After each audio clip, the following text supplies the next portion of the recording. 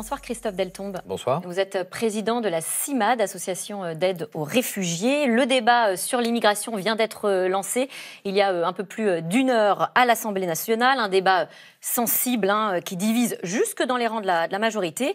Le Premier ministre a ouvert la séance en revendiquant une politique sans coup de menton et sans naïveté. Christophe Deltombe, la dernière loi immigration remonte à il y a à peine un an. Est-ce que ce débat est nécessaire ? Eh bien, la question peut se poser. Je ne sais pas si ce débat était nécessaire. En tout cas, aucun événement aujourd'hui ne justifiait qu'on l'aborde. Mais ce qu'on voit, c'est que de manière récurrente, cette question de l'immigration est remise sur la table. On s'interroge sur le lien qui peut exister entre les échéances électorales et la nécessité de remettre ce débat sur la table. Il y a 3 semaines, Emmanuel Macron a donné le ton en lançant cette petite phrase. Je vous la rappelle, les bourgeois n'ont pas de problème avec l'immigration. Ils ne la croisent pas. Les classes populaires vivent avec.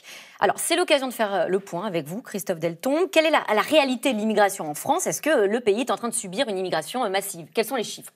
La réalité, c'est que l'immigration a considérablement baissé. Qu'on a aujourd'hui une pression migratoire qui est quasi revenue à ce qu'elle était en 2014-2013, c'est-à-dire à des périodes où finalement, bien sûr, on évoquait l'immigration parce que ça faisait partie notamment du débat politique. Vous savez que c'est quand même un peu le fonds de commerce de certains partis politiques. Bien, mais pour autant, on est aujourd'hui sur des logiques tout à fait raisonnables. Avant la Syrie, en gros. Absolument. Et on voit d'année en année la pression migratoire baisser de manière significative. Alors, ce qui est vrai, et le Premier ministre l'a dit, la demande d'asile en France a augmenté, ça c'est exact. Mais on va voir les chiffres. Mais il n'y a pas qu'en France. 123 000 à peu près, voilà la demande d'asile en France. 123 000, c'est ça. Et c'est une augmentation de 22% quand même sur un an. Nous sommes d'accord. Mais il faudrait analyser un peu cela.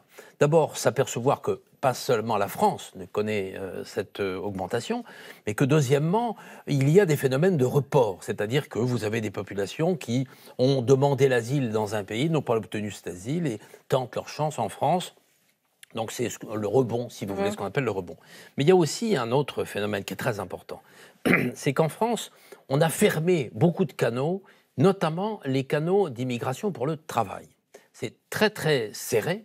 Et du coup, un certain nombre de personnes qui, normalement, très logiquement, pourraient venir en France pour y travailler, ne voient pas comment faire et finalement vont déposer des demandes d'asile, qui est une manière, en effet, de tenter d'ouvrir la porte. Et de passer à travers... Alors qu'en Allemagne, on n'a pas le même problème, pour une raison très simple, c'est que l'Allemagne a ouvert ces canaux. Par exemple, on cite la question des Géorgiens et des Albanais.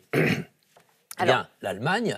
Vous faites allusion, on peut rappeler, vous faites allusion à ces pays dits sûrs, qui sont pourtant parmi les premiers demandeurs d'asile en France. Alors, il y a 2 choses à dire. Je vais terminer sur ce que je disais par rapport au travail. Les Albanais, par exemple. En Allemagne, on en a accueilli 25 000 en 2017, mais pour le travail. Parce que l'Allemagne a ouvert un canal permettant l'accès au travail. Est-ce que ça veut dire qu'il faut ouvrir des quotas ? Je pose la question, puisqu'Édouard Philippe a mis les pieds dans le plat tout à l'heure à l'Assemblée nationale en disant, je le cite, « Je n'ai pas peur de réfléchir à des quotas ». Est-ce qu'il faut filtrer les demandeurs d'asile et en fonction de quoi ? Peut-être des compétences, puisque là, vous parlez justement du marché du travail. Ce que je veux dire, c'est qu'il faut... Les quotas, c'est à mon avis une mauvaise réponse. D'ailleurs, Pierre Mazeaud, lorsqu'il avait été président de la commission sur cette question, il était à l'époque président du Conseil constitutionnel, et le président Sarkozy lui avait demandé de travailler à la question. Pierre Mazeaud avait répondu « C'est inutile, c'est dangereux, c'est anticonstitutionnel et c'est contraire à nos conventions internationales ». Donc pas de quotas. Terminé. Et on revient à nouveau sur la question des quotas. Ça a été évoqué. M. Castaner lui-même a dit « Je suis hostile aux quotas ». Pourtant, M. le Premier ministre revient sur la question aujourd'hui. Parce que c'est éternellement quelque chose qu'on remet sur la table. Est-ce que ça fonctionne ? Est-ce que ça marche ? Mais non, ça n'a pas de sens. Je vais être très très simple. Premièrement, pas les réfugiés. Les réfugiés, on n'examine pas leurs demandes en fonction des quotas, mais en fonction de la réalité des persécutions qu'ils subissent. Donc, exit. D'ailleurs, le Premier ministre dit pas de quotas pour les réfugiés. Famille, non, pas question. On toucherait là au droit du regroupement familial, au droit de la vie en famille. C'est contraire à la Convention européenne des droits de l'homme, donc pas question. Pas de quotas sur les familles. Qu'est-ce qui reste ? Les étudiants et les travailleurs. Les étudiants, combien on en accueille en France ? À peu près 80 000. Combien l'Angleterre accueille d'étudiants ? 250 000. on pourrait faire un peu mieux et en accueillir un peu plus. Pour le rayonnement de la France, on y gagnerait tous. Et sur les métiers en tension ? Et sur la question maintenant du travail, on peut toujours légiférer en disant tant d'étrangers pour le travail. Ça n'a pas de sens. Ce sont les entreprises qui expriment leurs désirs, leurs besoins et qui vont rechercher, le cas échéant, une population dans des secteurs qui sont des secteurs en tension. Parce que précisément, on ne trouve pas d'emploi. Et ça, c'est quelque chose qui se règle dans le marché, je dirais. La France est-elle trop attractive? A-t-elle un système de santé trop attractif? Évidemment, je pose la question puisque le Premier ministre en a reparlé aujourd'hui en disant voilà, elle ne doit être ni plus ni moins attractive que ses voisins. Il sous-entend, il parle là de l'AME, qui est l'aide médicale d'État, qui permet aux sans-papiers d'avoir accès aux soins. Alors d'abord, est-ce que la France est attractive? La réponse est assez simple. Elle est donnée par François Héran, professeur au Collège de France. Il déclare la France, elle est en 15e position. En termes d'accueil, on peut faire mieux. Par conséquent, au niveau de l'Europe, la France n'est pas du tout un pays généreux et accueillant. Et on ne vient pas là pour du tourisme médical, comme ça a été dit. Deuxièmement, sur la question de l'AME. L'AME, c'est l'aide médicale d'État qui est ouverte pour les personnes qui sont sans papier. C'est nécessaire.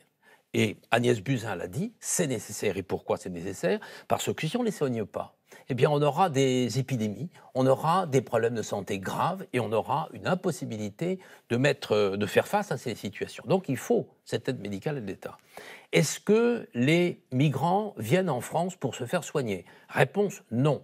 3% des migrants viennent en France pour se faire soigner, soit presque rien. Et encore, dans les 3%, il y en a qui ont droit à être soignés en France parce que les maladies graves dont ils sont atteints ne sont pas soignées dans leur pays. La France ouvre un droit à être soigné en France pour ces personnes-là. On va rappeler peut-être... Qu'est-ce qui reste? Il reste rien. Et quels sont les éventuels abus au regard de l'aide est-ce qu'il y a des médicale abus, des excès? Juste, je voulais du coup qu'on rappelle quelques chiffres. Ça concerne 300 000 personnes, voilà, l'aide médicale d'État. Et c'est quand même une facture de près de 1 milliard d'euros. Absolument. Alors, on a recensé sur les 300 000, 36 abus. 36 abus. Bon, ça c'est la première chose, ça suffit. Le chiffre est donné. Oui. Maintenant, sur les 934 millions d'euros, c'est-à-dire presque 1 milliard, il faut juste comparer ça au budget de l'assurance maladie. 200 milliards. Alors, 0,5%. Ça veut dire que ça représente 0,5% du budget de l'État, de l'assurance maladie en France. Donc les choses sont à remettre à leur place. La France en fait-elle assez pour accueillir les exilés, Christophe Delton? Le ministre de l'Intérieur lui-même ce matin disait qu'on avait, je le cite, loupé l'intégration des étrangers accueillis en France. Je lui laisse la responsabilité de son affirmation. Malheureusement, ce que nous constate, et on le constate tous les jours... Oui, sur le terrain, vous les Sur suivez. le terrain, nous on les voit évidemment. On voit ces populations qui sont en déshérence et qui sont dans des camps dans les grandes villes.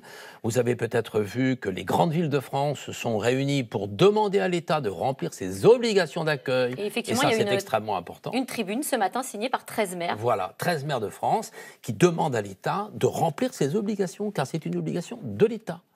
Et donc, manifestement, cette obligation n'est pas remplie. Donc, dont acte, Monsieur le Premier ministre, il faut en effet que ces personnes soient hébergées. Or, l'hébergement est insuffisant. Pourquoi ? Parce que non seulement il est ouvert pour les personnes qui sont étrangères, mais aussi pour les personnes qui sont en France, qui ne sont pas forcément étrangères. Et là, tout est embolisé parce qu'effectivement, il n'y a pas assez de place. Il y a eu quand même l'ouverture, doublement des places dédiées depuis 2015. Mais il y a un tel retard. Il y a un tel retard que, en fait, on a encore les demandeurs d'asile qui doivent normalement être hébergés. 50% d'entre eux ne sont pas hébergés. 50% d'entre eux ne sont pas hébergés. La charge de l'État. Ça veut dire quoi? Ça veut dire qu'ils vivent où? À la rue. Parce que ce n'est pas les 7,40 € qu'on leur donne pour se loger lorsqu'ils ne le sont pas par l'État qui leur permettront de se loger à l'hôtel. Eh bien, merci. Merci Christophe Delton d'être venu sur notre plateau. Je rappelle que vous êtes président de la CIMAD. Tout de suite, c'est dans l'air avec Caroline Roux qui revient sur l'attentat à la préfecture de police de Paris. Christophe Castaner est sous le feu des critiques. Il évoque un dysfonctionnement de l'État. Alors, le ministre de l'Intérieur doit-il démissionner comme le demande une partie de l'opposition? Quelles sont les failles que révèle cet attentat? C'est dans l'air est intitulé ce soir un terroriste au cœur de la police. Bonne émission à vous.